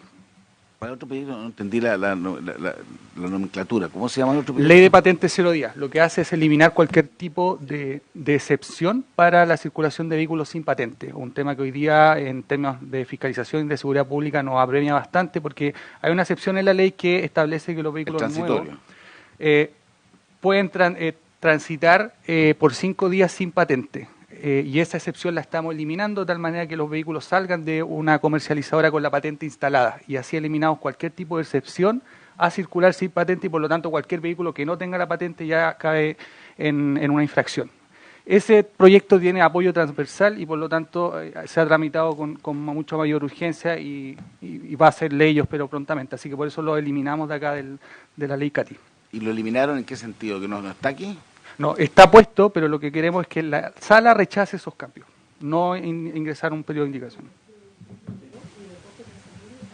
Sí, ese es que nos corresponde a nosotros, ¿no? Ninguno de esos ya. Y el cuarto transitorio sí. Sí, pues cuarto sí, ¿no? Oiga, y una pregunta, subsecretario, respecto al tema de las motocicletas, ¿también harían la misma decisión de votar en contra, en el fondo, en la sala, ¿cierto? Sí, efectivamente, eso también es parte del proyecto de ley de patente 0 días, está incorporado el tema de las motocicletas. Me sorprendía que estas normas permitieran un plazo de 12 meses, digamos, las motocicletas para que pudieran homologarse. Efectivamente. Entonces, dejémoslo claro. Lo que se planteó en su momento de la posibilidad de incorporar indicaciones a este proyecto en función del otro que se estaba tramitando, el gobierno lo estudió y prefirió no innovar y más bien votar en contra, en particular en la sala. En la sala, efectivamente, esa es la estrategia. Perfecto. Ya, vamos entonces con los temas que nos abocan. Perdón. Y cada comentario en general después dicen que uno está dilatando, porque entonces tenga ojo. No, es que me pasó a mí. Soy víctima, entonces en mi calidad de víctima se lo transmito. Así es. Fue sustanciado debidamente.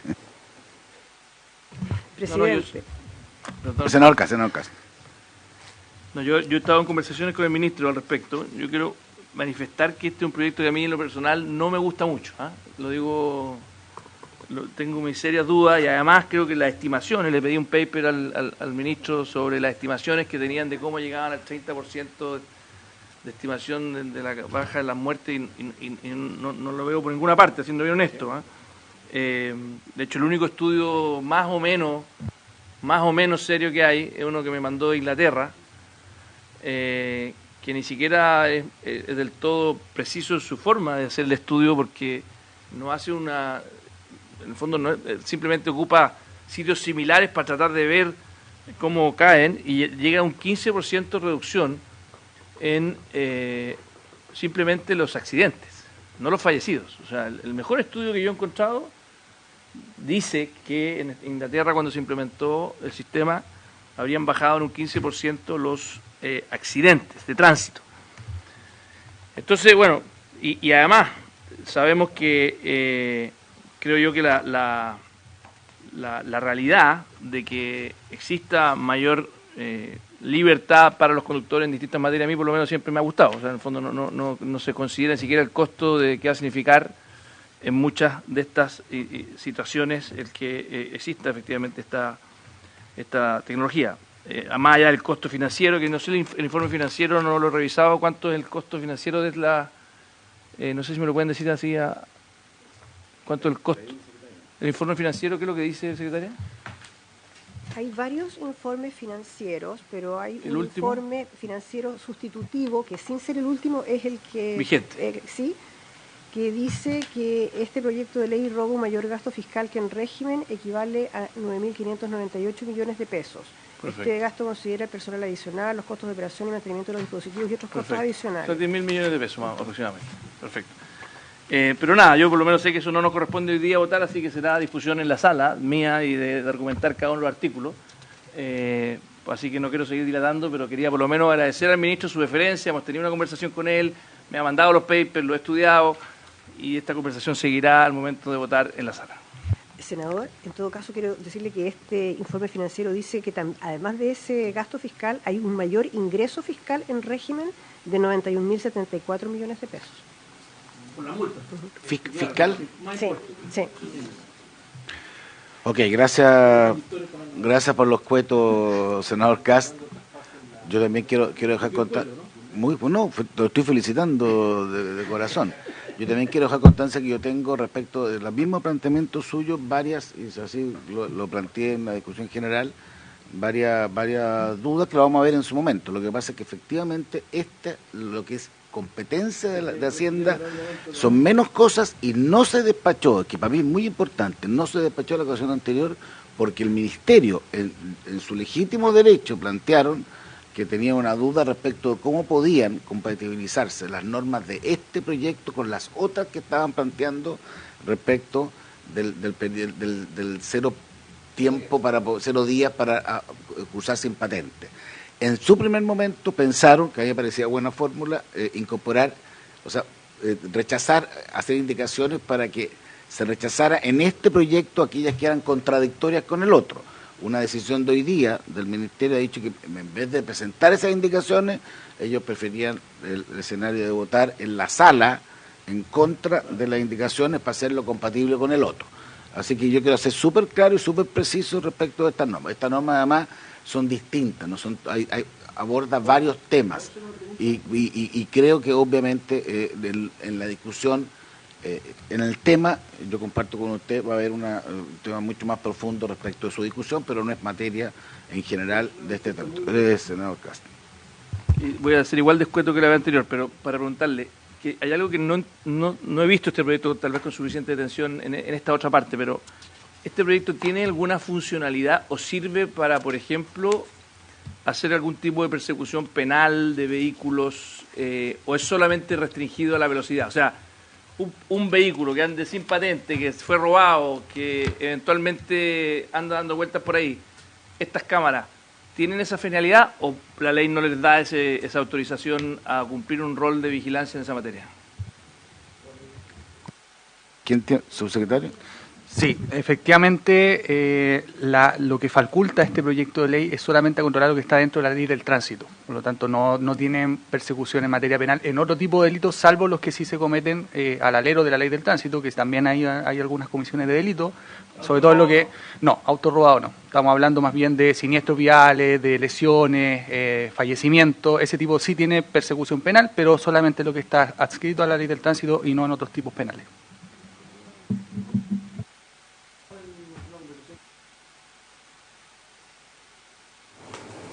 Que 10.000 millones de pesos son mucho más. Pero no dilate el proyecto. No, perdón.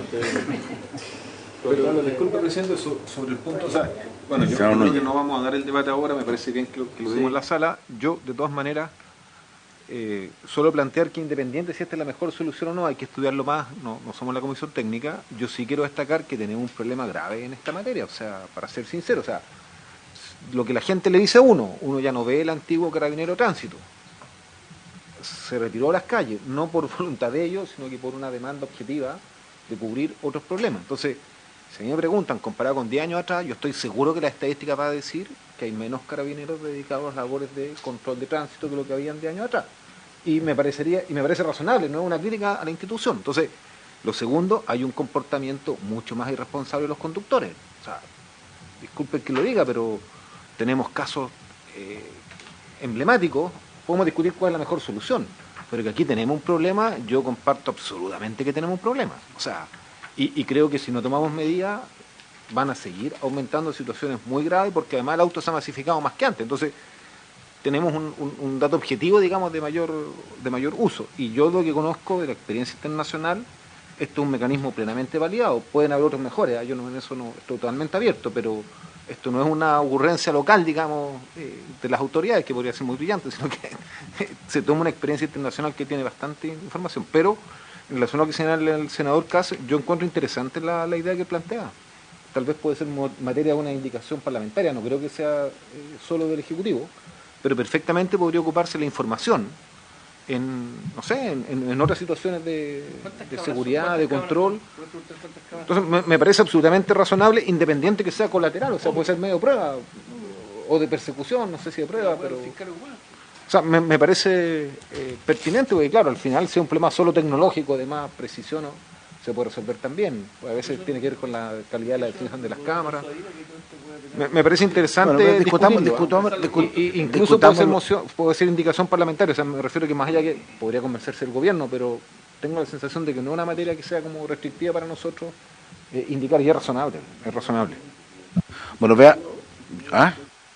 bueno, que se vean su mérito en la discusión en la sala, digamos, que pueden haber ideas múltiples. Yo sí quiero decir que, a mi juicio, lo más importante que ha pasado en esta materia ha sido el aumento de la infraestructura, y aquí tenemos un tema que ha sido clave. O sea, las nuevas carreteras ayudan mucho con y espero y entiendo, porque por lo menos sí sé la de Talca-Chillán, que estuve muy involucrado viendo varias veces, tienen estándares de calidad, de seguridad, de iluminación, de acceso, que yo creo que esa es la clave, digamos, de cualquier política potente en esta materia, digamos, tener y que se está haciendo, por suerte, y espero que se siga haciendo en términos de garantizar, digamos, que a través de esa infraestructura va a ser el mejor elemento, y así ha ocurrido en la estadística respecto de los accidentes. Después recordemos que las causas de accidentes en Chile básicamente tienen que ver con alcoholismo, tienen que ver con falta de cumplimiento de otras normas, pero mire, yo les propongo, para no extender más, seguir este tema, digamos, o sea, votar lo que tenemos que votar, atendido a que el Ejecutivo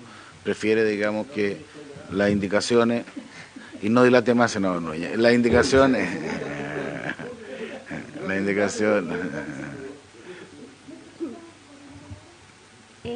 Solamente como para reforzar ¿Va a pasar la hora y usted? No, lo voy a hacer muy breve, lo prometo. Solamente para reforzar el hecho que este es un gran problema. Este año, el año 2022, cerramos con cifras bastante lamentables respecto a las fatalidades en el tránsito. Y el 30% de las fatalidades ocurridas en el tránsito tienen relación con la velocidad. Por lo tanto, es un gran problema, es un problema que se da a nivel mundial y un problema que estamos resolviendo de esta forma. ¿Por qué? Porque la ley de tránsito hasta el día de hoy solamente faculta a carabineros de forma manual, estando en el lugar, con una pistola radar para controlar velocidad. Y con eso, de acuerdo a estudios internacionales, solamente 3 de cada 10.000 infracciones son capturadas de esa forma. Por lo tanto, es demasiado bajo. De hecho, el año 2019 solamente se logra capturar 3,2% del parque automotriz del año. Por lo tanto, es demasiado bajo, y a eso sumémosle los problemas que Carabineros tiene, que no puede instalarse en determinados lugares donde hay más concentración de siniestralidad a causa de velocidad por temas de resguardo de su propio contingente policial. Por lo tanto, el apoyo que significaría esto para la función de Carabineros sería fundamental y nos ayudaría a reducir las cifras. Está demostrado internacionalmente que baja las cifras tanto de siniestralidad como de fatalidad en el tránsito, que es el foco donde estamos tratando de atacar con este proyecto. Solo le agrego que, como los cuadros que ustedes mismos enviaron, la principal razón por la cual se producen los accidentes, que es la preocupación mutua, es por la imprudencia del conductor, digamos, y la segunda, por desobediencia a la señalización. Y eso es bien importante, y en eso soy muy... Todo lo que tenga que ver con señalética, todo lo que tenga que ver con condiciones de entrada y salida, temas de iluminación, que son bien decisivos. Esto es un conjunto de elementos, y eso es lo que uno tiene que ir asumiendo en la lógica. Secretaria, ahora sí ya no voy a dar más la palabra. Presidente, entonces a la comisión le corresponde ocuparse en primer lugar del artículo 1, que está en las páginas 1 y 2 del comparado. El artículo 1 crea en la Subsecretaría de Transportes del Ministerio de Transportes y Telecomunicaciones la División de Fiscalización del Transporte y Tratamiento Automatizado de Infracciones de Tránsito, con el objeto de dar cumplimiento a través de sus inspectores fiscales a lo dispuesto en la presente ley y en el artículo 4 de la Ley 18.290 de Tránsito, cuyo texto refundido, coordinado y sistematizado fue fijado por el decreto con fuerza de ley número 1 de 2007 del Ministerio de Transportes y Telecomunicaciones y del Ministerio de Justicia, sin perjuicio de las facultades que corresponden a Carabineros de Chile, los inspectores municipales y a los inspectores fiscales de obras públicas. ¿Este era el 1 y 2 o el 1 de yo? Solamente el 1. En votación. Simplemente la creación de la subsecretaría. Sí. Senador, no, en la subsecretaría. No es una creación de una subsecretaría. De la división de fiscalización. Que es una división de fiscalización. Senador Núñez. A favor. Senador Cast. A favor. Senador García. A favor. Presidente. A favor. Enseguida, en la página 19 del comparado, el artículo 11. El artículo 11 señala: el supuesto infractor que no impugne la notificación de haber sido detectado en alguno de los casos señalados en el artículo 8 y pague la multa luego de la notificación y antes del plazo de 20 días hábiles, tendrá derecho a pagar el monto mínimo fijado para la infracción respectiva con una rebaja equivalente al 30%. Tengo una consulta respecto. ¿Esto es solo respecto de este tipo de infracción o una norma general que se aplica respecto a la infracción? Gracias, presidente. Solamente en algunos tipos de infracciones. Esto es exceso de velocidad máxima, tránsito por área urbana con restricción por razones de contaminación ambiental, o sea, alguien que se salta la restricción vehicular. Infracción a normas de transporte terrestre dictadas por el Ministerio de Transporte y Telecomunicaciones que sean susceptibles de ser captadas por los dispositivos automáticos y no respetar la luz roja de los semáforos. Todo lo que son las infracciones gravísimas o que involucren algún siniestro de tránsito con daño a tercero o una persona que tenga 2 o más infracciones graves dentro de 12 meses previos solamente va directo a los juzgados de policía local y por lo tanto no tiene ninguna opción de rebaja por el 30%. O sea, es una norma de carácter general, eso es lo que yo quería para mi duda, digamos. ¿Tomamos la votación? Senador García. Una consulta jurídica, supongo yo. Si la persona no impugna la notificación para favorecerse con la rebaja de la multa, yo entiendo que está aceptando los hechos, entonces deja de ser un supuesto infractor. ¿Es correcto la palabra supuesta, la expresión supuesto infractor en este caso, en que se va a acoger a un beneficio? Esa palabra se agregó en la comisión vía indicación, ¿no? ¿Sí, contesta? En la comisión de transporte. Sí, Por perdón. supuesto. Efectivamente, eso se agregó cuando se discutió en la Comisión de Transporte y era porque quien define, quien dictamina finalmente que si es un infractor o no son los juzgados de policía local. Por lo tanto, previo a eso, al sistema se quiso incorporar el tratamiento de presunto infractor. Pero al momento de pagar la multa es infractor. Al momento de pagar la multa se convierte en infractor, pero hasta eso se quiso incorporar este tratamiento. ¿Ustedes están de acuerdo en eso? ¿Porque es una indicación de usted o parlamentario? Indicación parlamentaria. Ya, pero usted la... Sí, es que efectivamente hasta el momento en que no pague la multa se tiene que considerar un supuesto infractor. Por eso dice el supuesto infractor que no impugne, hasta ese momento, hasta la impugnación o la no impugnación sigue siendo un supuesto infractor. Entonces, solamente por un tema de lógica, tiene que ser un supuesto infractor porque aún no es un infractor hasta el momento en que pague efectivamente la multa o el juzgado de policía local determine que no es un infractor.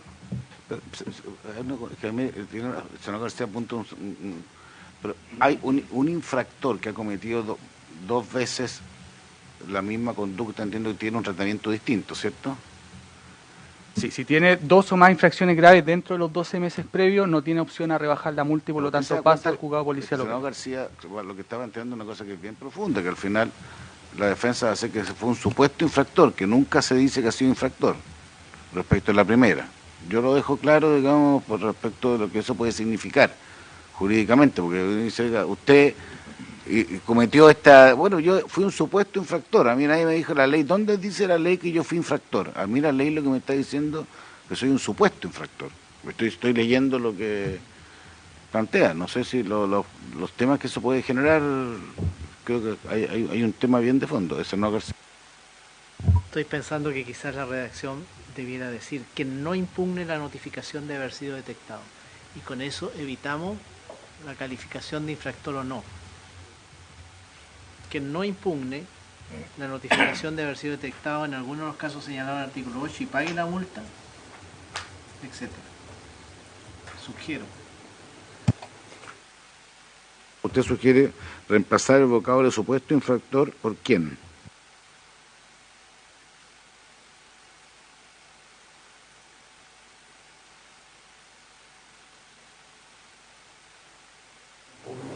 Funciona.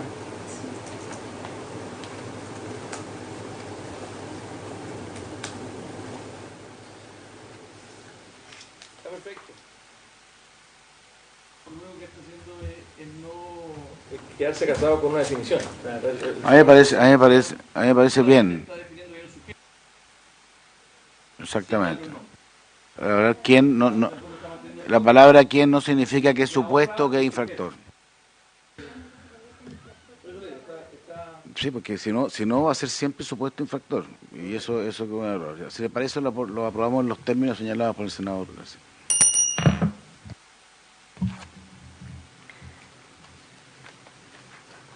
Luego, presidente, en las páginas 29 y 30 está el artículo 18.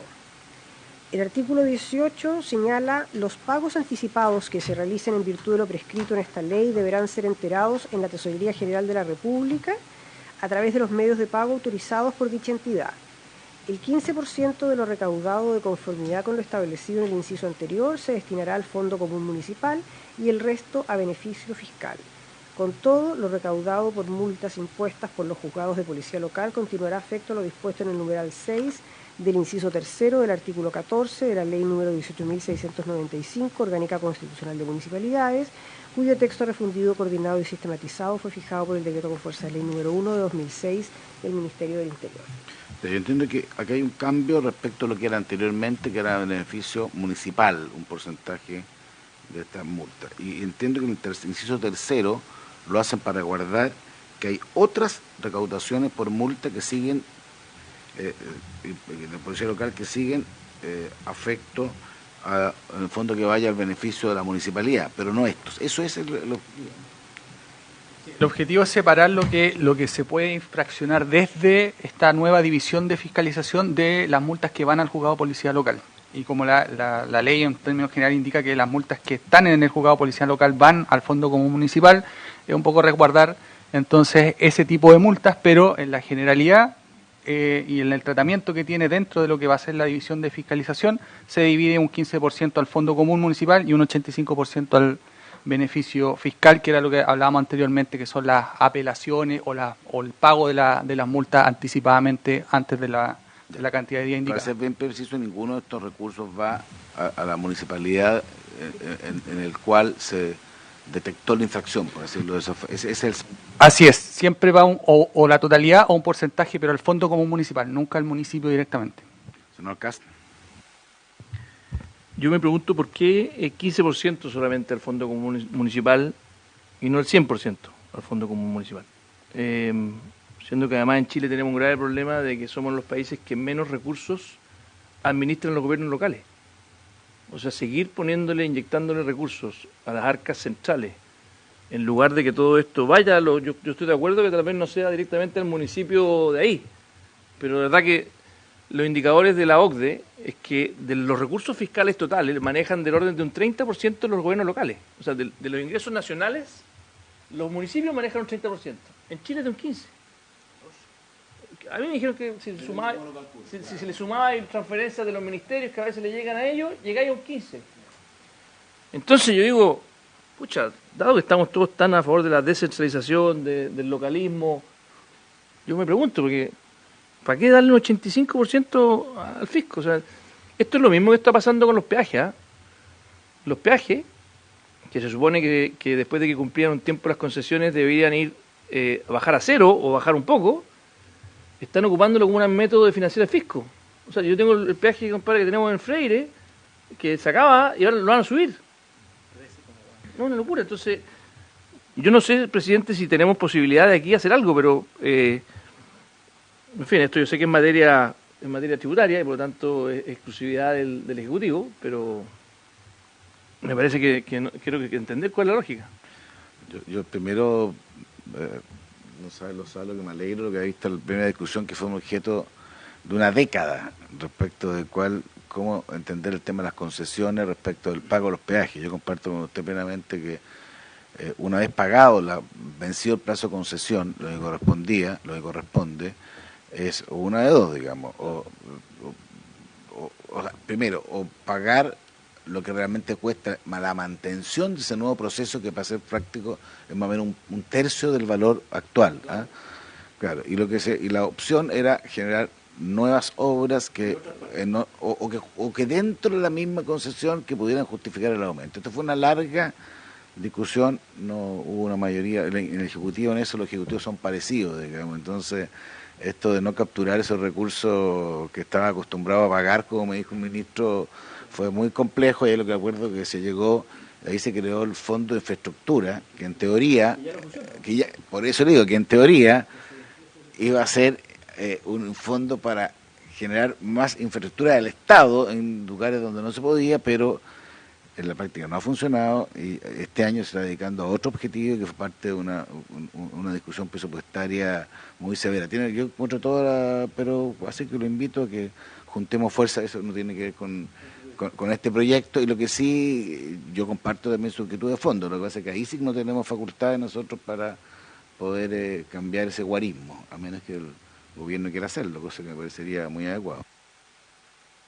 Tiene la palabra. Muchas gracias, presidente.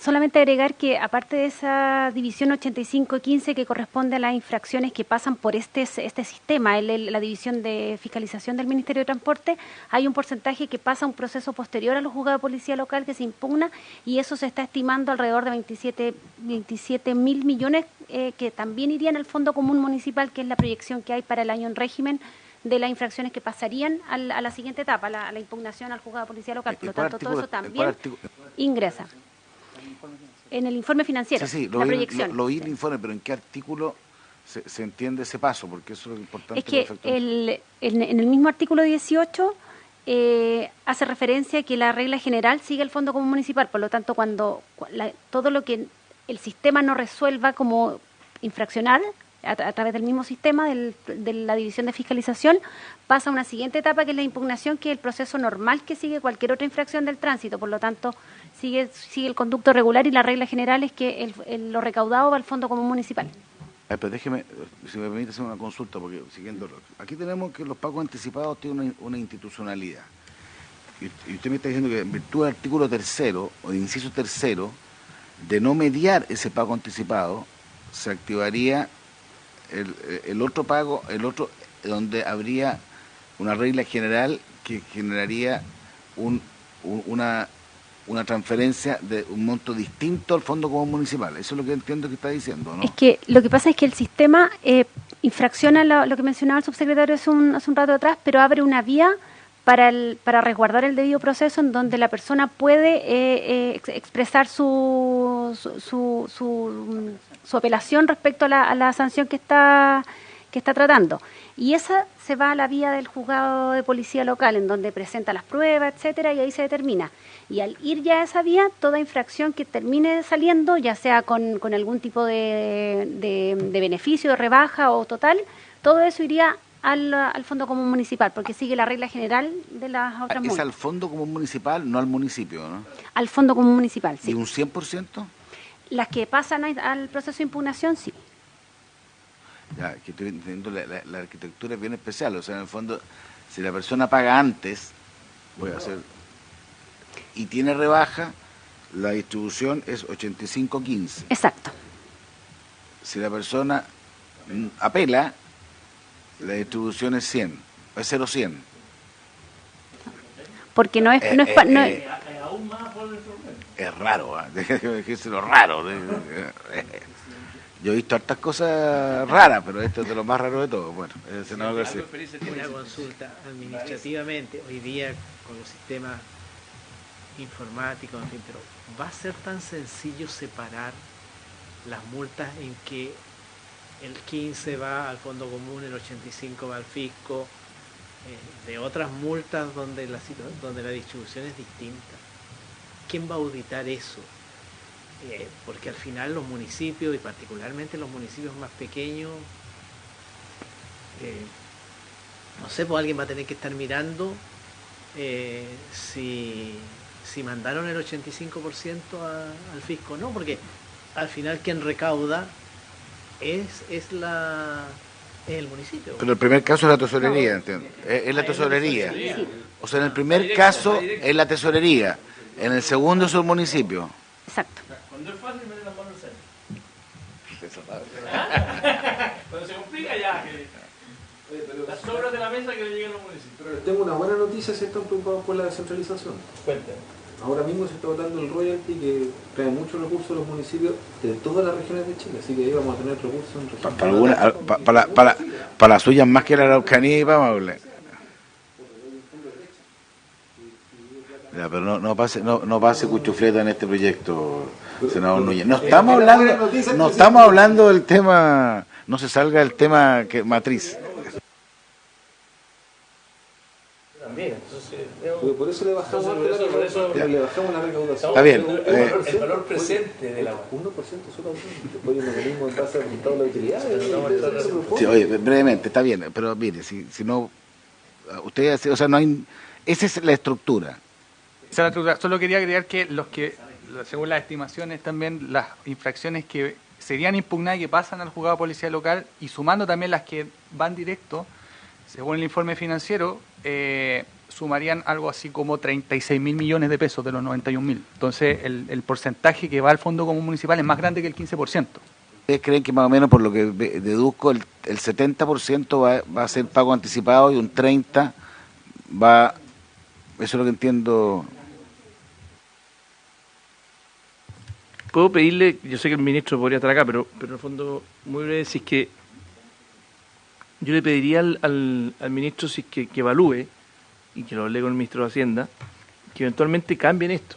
Y yo creo que no cambiaría mucho si es que esto va 100% al Fondo Común Municipal. Lo puede recaudar la misma tesorería y en el fondo cae 100%. Si al final es una distribución dentro de los fondos fiscales.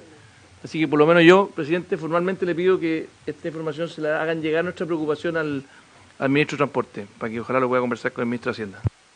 Ok. Sí, agregue. Sí, el sentido de dar un porcentaje mayor a la tesorería es porque el espíritu del proyecto busca salvar vida en el tránsito, y además de la fiscalización que se hace, tiene una componente educativa y de generar planes y programas tendientes a la seguridad vial. Es por eso que el grueso de las infracciones que se espera tener se van a nivel central, para que desde el nivel central se hagan eso. Si se van al Fondo Común Municipal, nosotros sabemos que hay distintas necesidades a lo largo del territorio, y es bastante poco probable que esos dineros se destinen directamente a la seguridad vial, como esperamos que se haga a través de la tesorería, recaudándolo a nivel central. Todos los años igual. Sí, créame que estén haciendo un optimismo poco realista. Se graba la... Ya, lo aprobaríamos en esos términos con todas las prevenciones respecto a lo que esto podría significar, digamos, respecto a la distribución de recursos, digamos, que eso es lo que básicamente preocupa. Digamos a lo último. Son dos normas las que quedan. El artículo 25, en las páginas 52 a 54, que introduce modificaciones al artículo 1 de la ley 19.254, que fija plantas de personal de las subsecretarías de Transportes y de Telecomunicaciones y de la Junta Aeronáutica Civil. en varios numerales. El primero reemplaza en el número de cargos correspondiente al grado 2 jefes de división de la planta de directivos el guarismo 7×8. El número 2 reemplaza en el número de cargos correspondiente al grado 4 jefes de planta de departamento de la planta de directivos el guarismo 7×8. El número 3 sustituye en el número total de cargos correspondientes a la planta de directivos el número 41×43. El número 4 reemplaza en el número de cargos correspondiente a total general el número 160×162. Para estos efectos, la referencia a la Junta de Aeronáutica Civil es porque el mismo ítem o hay un aumento en la Junta de Aeronáutica Civil. No, es porque la ley que fija la planta del Ministerio incluye 3 servicios, que son la Subsecretaría de Transporte, la de Telecomunicaciones y la Junta de Aeronáutica Civil, pero es el nombre de la ley que crea la planta. El aumento está en función de esta nueva división, digamos. Claro, y de la Subsecretaría de Transporte. Y yo hago la pregunta siempre, ¿usted cree que esto es lo adecuado? ¿Está bien? ¿Van a poder cumplir las funciones con ese aumento de cargo, digamos? Es lo adecuado porque es formalizar la creación de la división, que hoy día no existe en la planta de la subsecretaría, y un departamento que sería el encargado de gestionar lo que es el centro automatizado de infracciones. Así que con 2 cargos más, que es el jefe de división y un jefe de departamento, se puede abordar este sistema. Ok, ¿lo vamos por aprobado entonces? Finalmente, presidente, el artículo primero transitorio en las páginas 55 y 56, que es la norma sobre el mayor gasto fiscal, que representa la aplicación de esta ley durante su primer año presupuestario de vigencia, se financiará con cargo a la partida presupuestaria del Ministerio de Transportes y Telecomunicaciones. No obstante lo anterior, el Ministerio de Hacienda, con cargo a la partida presupuestaria del Tesoro Público, podrá suplementar dicho presupuesto en la parte del gasto que no se pudiera financiar con esos recursos. Bueno, es la forma tradicional de hacer este financiamiento que está en el informe financiero, en la profusión de informes financieros que hay, y el último del cual es el que rige para estos efectos. Por haberse aprobado, por haberse cumplido con el objeto de la sesión, esta se levanta.